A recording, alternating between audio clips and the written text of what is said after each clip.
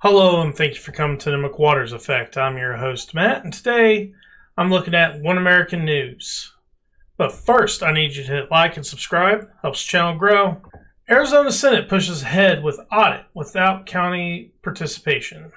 After Maricopa County refuses to cooperate with the Arizona Senate inquiry into 2020 selection, Senate President Karen Fann moves forward without the county's involvement. And there's a video here. We'll go ahead and watch it. Arizona Senate's inquiry into the 2020 election. President of the Senate, Karen Fann, moved forward without the county's involvement. One America's Christina Bobb has more on the audit. The Arizona Senate held their hearing yesterday to try to work through the glaring problems noted by the auditors in their preliminary findings. Most notably, Maricopa County is refusing to turn over the routers. After months of agreeing to turn them over at the time of the audit, the county has now taken the position that they cannot turn them over due to sensitive law enforcement material that may be on the router. Security expert Ben Cotton tackled this statement head-on. So the first point of concern/confusion is the assertion that PII data and Maricopa County resident data would be compromised by examining the router. That data should not exist on that router, period. So to state that it could be compromised would be an inaccurate statement or an inaccurate portrayal of what the data is on the router. Cotton went on to explain that the argument put forward by the county is incongruous with their explanation that the routers hold sensitive law enforcement information.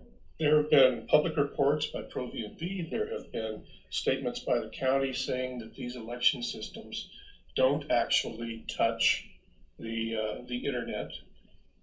Therefore, the extension of that would be that they do not touch a county network because that's exposed to the internet. And to say that the data corresponding to these networks would somehow compromise law enforcement activity or PII data seems incongruous to the previous statements. Okay.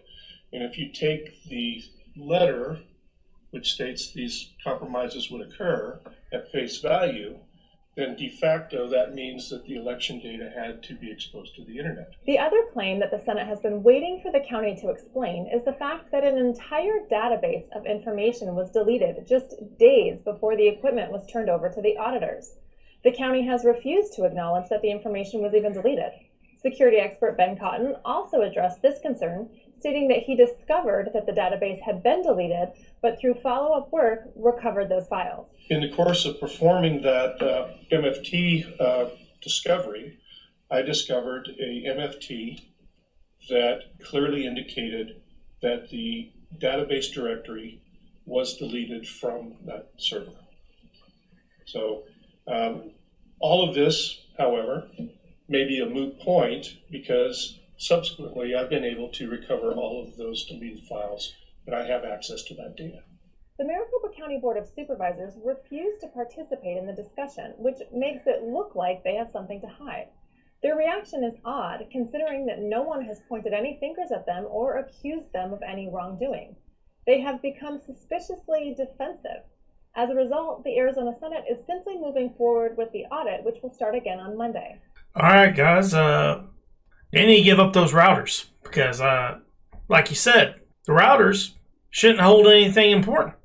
And number two, that's how you know whether or not those machines were actually online or not.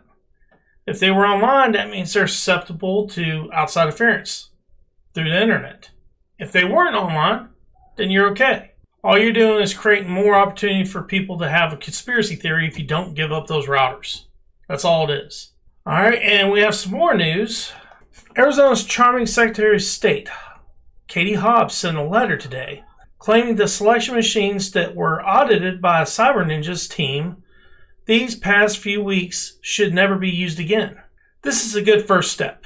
We believe none of these machines should ever be used again, except the results of the audit, to exemplify why this should be the case. The charming Arizona Secretary of State, Katie Hobbs, sent a letter tonight to the Maricopa County Board of Supervisors claiming the voting machines audited by Cyber Ninjas this equipment was accessed by amateur, uncertified auditors with zero transparency. I support election integrity and therefore can't support the continued usage of these machines.